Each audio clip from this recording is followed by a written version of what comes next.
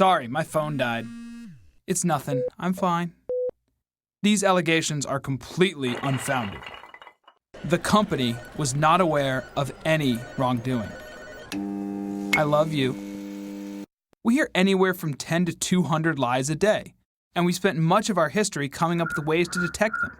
From medieval torture devices to polygraphs, blood pressure and breathing monitors, voice stress analyzers, eye trackers, infrared brain scanners, and even the 400-pound electroencephalogram.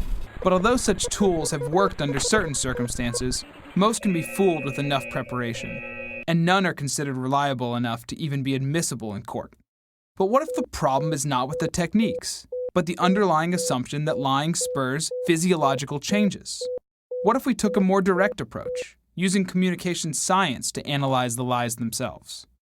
On a psychological level, we lie partly to paint a better picture of ourselves, connecting our fantasies to the person we wish we were rather than the person we are.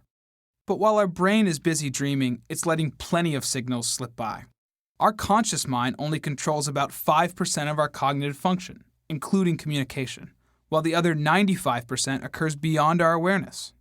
And according to the literature on reality monitoring, stories based on imagined experiences are qualitatively different from those based on real experiences. This suggests that creating a false story about a personal topic takes work and results in a different pattern of language use. A technology known as linguistic text analysis has helped to identify 4 such common patterns in the subconscious language of deception. First, liars reference themselves less when making deceptive statements.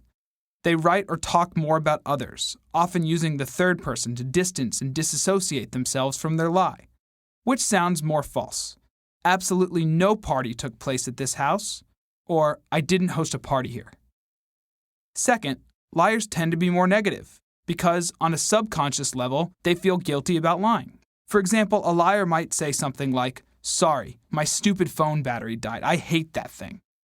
Third, liars typically explain events in simple terms, since our brains struggle to build a complex lie. Judgment and evaluation are complex things for our brains to compute. As a U.S. president once famously insisted, "I did not have sexual relations with that woman." And finally, even though liars keep descriptions simple, they tend to use longer and more convoluted sentence structure, inserting unnecessary words and irrelevant but factual-sounding details in order to pad the lie. Another president confronted with a scandal proclaimed, "I can say categorically that this investigation indicates that no one on the White House staff, no one in this administration presently employed was involved in this very bizarre incident." Let's apply linguistic analysis to some famous examples. Take 7-time Tour de France winner Lance Armstrong. When comparing a 2005 interview in which he had denied taking performance-enhancing drugs to a 2013 interview in which he admitted it, his use of personal pronouns increased by nearly 3/4. Note the contrast between the following 2 quotes.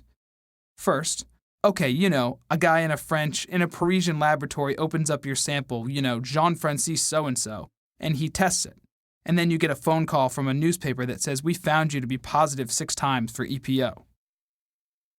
Second, I lost myself in all of that. I'm sure there would be other people that couldn't handle it, but I certainly couldn't handle it, and I was used to controlling everything in my life. I controlled every outcome in my life."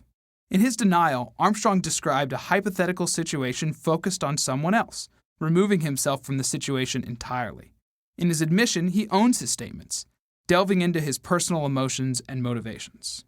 But the use of personal pronouns is just one indicator of deception. Let's look at another example from former Senator and U.S. presidential candidate John Edwards. "I only know that the apparent father has said publicly that he is the father of the baby. I also have not been engaged in any activity of any description that requested, agreed to, or supported payments of any kind to the woman or to the apparent father of the baby." Not only is that a pretty long-winded way to say, "the baby isn't mine," but Edwards never calls the other parties by name, instead saying, "that baby, the woman, and the apparent father." Now let's see what he had to say when later admitting paternity. "I am Quinn's father. I will do everything in my power to provide her with the love and support she deserves." The statement is short and direct, calling the child by name and addressing his role in her life. So how can you apply these lie-spotting techniques to your life? First, remember that many of the lies we encounter on a daily basis are far less serious than these examples, and may even be harmless.